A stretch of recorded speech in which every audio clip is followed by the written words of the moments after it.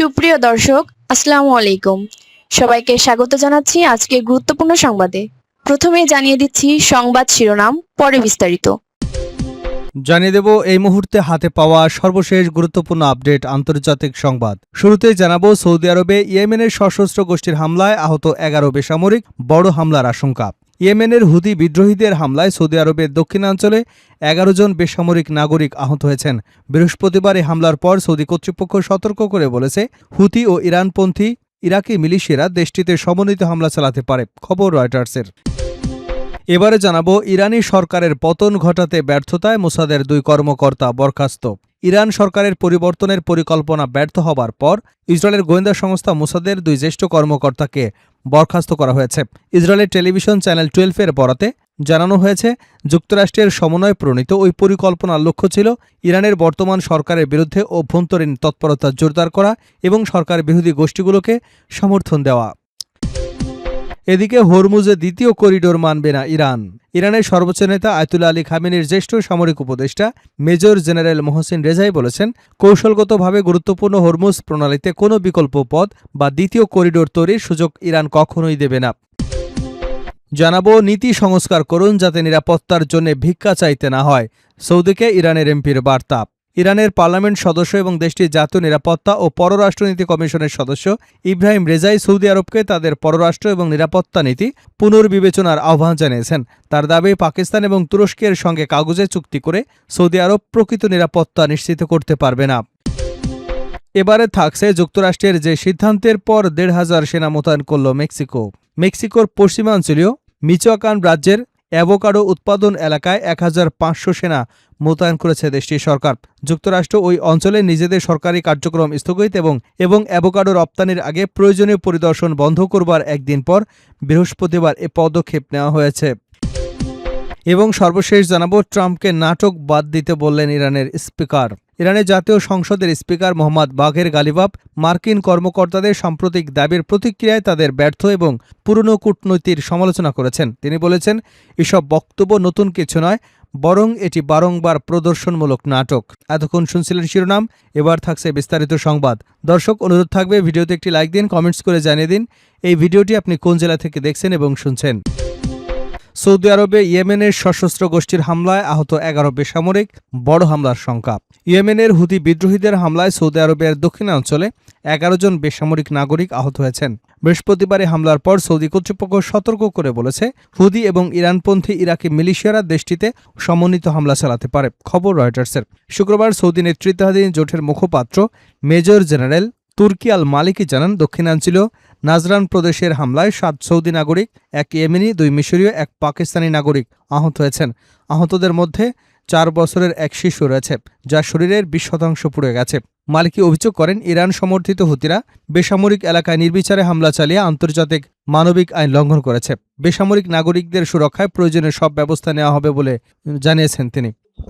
এদিকে সৌদি আরবের জ্যেষ্ঠ কর্মকর্তারা জানিয়েছেন, সৌদি, যুক্তরাষ্ট্র ও মধ্যপ্রাচ্যের কয়েকটি দেশের গোয়েন্দা তথ্য অনুযায়ী ইরানের ইসলামিক রেভলিউশনারি গার্ড কোরের তত্ত্বাবধানে হুথি ও ইরাকি মিলিশিয়ারা শিগগিরই সৌদি আরবের বেসামরিক স্থাপনায় সমন্বিত হামলা চালাতে পারে। এসব হামলার সম্ভাব্য লক্ষ্য হিসেবে জ্বালানি অবকাঠামো, বন্দর ও বিমানবন্দরের কথা উল্লেখ করা হয়েছে। এমন পরিস্থিতিতে মিত্র দেশগুলোর সঙ্গে নিরাপত্তা সহযোগিতা আরও জোরদার করার কথা জানিয়েছে রিয়াদ। শুক্রবার সৌদি আরব, তুরস্ক ও পাকিস্তানের মধ্যে একটি প্রতিরক্ষা চুক্তি সই হবার কথা রয়েছে। সৌদি ওই কর্মকর্তারা জানান, সম্ভাব্য হামলার হুমকি উদ্বেগজনক হলেও ইরানের সঙ্গে সংঘাত নিরসনে কূটনৈতিক প্রচেষ্টা চালিয়ে যাচ্ছে রিয়াদ। তবে পরিকল্পিত হামলাগুলো কূটনৈতিক উদ্যোগ ব্যাহত করবার উদ্দেশ্যে হতে পারে বলেও আশঙ্কা করা হচ্ছে। এদিকে গত মঙ্গলবার নাজরান বিমানবন্দরে হামলার দায় স্বীকার করেছে হুতিরা। এর আগে সৌদি আরবের সামরিক অবকাঠামোগত স্থাপনা এবং জাহাজ চলাচলের উপরও হামলা চালিয়েছে ইরানপন্থী গোষ্ঠীটি। ইরানি সরকারের পতন ঘটাতে ব্যর্থতায় মোসাদের 2 কর্মকর্তা বরখাস্ত। ইরানের সরকার পরিবর্তনের পরিকল্পনা ব্যর্থ হবার পর ইসরায়েলের গোয়েন্দা সংস্থা মোসাদের 2 জ্যেষ্ঠ কর্মকর্তাকে বরখাস্ত করা হয়েছে। ইসরায়েলের টেলিভিশন চ্যানেল 12-এর প্রতিবেদনে বলা হয়েছে, যুক্তরাষ্ট্রের সমন্বয় প্রণীত ওই পরিকল্পনার লক্ষ্য ছিল ইরানের বর্তমান সরকারের বিরুদ্ধে অভ্যন্তরীণ তৎপরতা জোরদার করা এবং সরকার বিরোধী গোষ্ঠীগুলোকে সমর্থন দেওয়া। বৃহস্পতিবার প্রকাশিত প্রতিবেদনে বলা হয়েছে, মোসাদ প্রধান রোমান গোফমান ও 2 কর্মকর্তার দায়িত্ব থেকে সরিয়ে দেন। বরখাস্ত হওয়া কর্মকর্তাদের একজন মোসাদের গোয়েন্দা বিভাগের প্রধান, যিনি কয়েক মাস আগে পদে নিয়োগ পেয়েছিলেন। অন্যজন ছিলেন সংস্থাটির ইরান বিভাগের প্রধান। তবে তার পরিচয় প্রকাশ করা হয়নি। প্রতিবেদন অনুযায়ী পরিকল্পনাটি এমনভাবে সাজানো হয়েছিল যাতে ইসরায়েল এবং যুক্তরাষ্ট্রের সম্ভাব্য যৌথ বিমান হামলার আড়ালে ইরানের অভ্যন্তরে সরকার বিরোধী কর্মকাণ্ড সক্রিয় করা যায়। একই সঙ্গে বিকল্প রাজনৈতিক নেতৃত্ব প্রতিষ্ঠার সম্ভাবনাও বিবেচনায় রাখা হয়েছিল।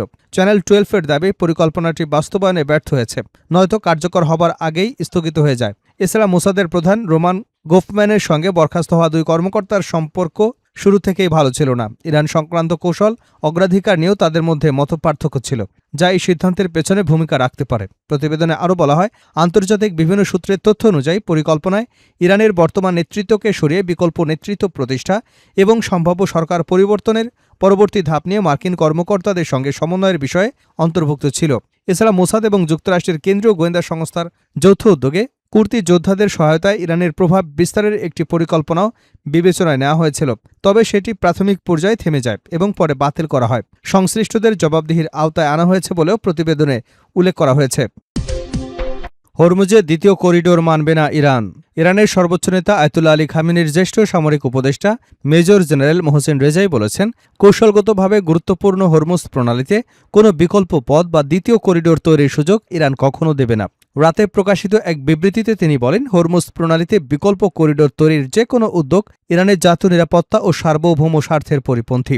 মোহসিন রেজাই যুক্তরাষ্ট্রকে সতর্ক করে বলেন, বর্তমান অবরোধ এবং উত্তেজনাপূর্ণ পরিস্থিতি অব্যাহত থাকলে মার্কিন রণতরীও মোসাদের মারাত্মক ঝুঁকি এবং সম্ভাব্য প্রাণহানির মুখে পড়তে পারে।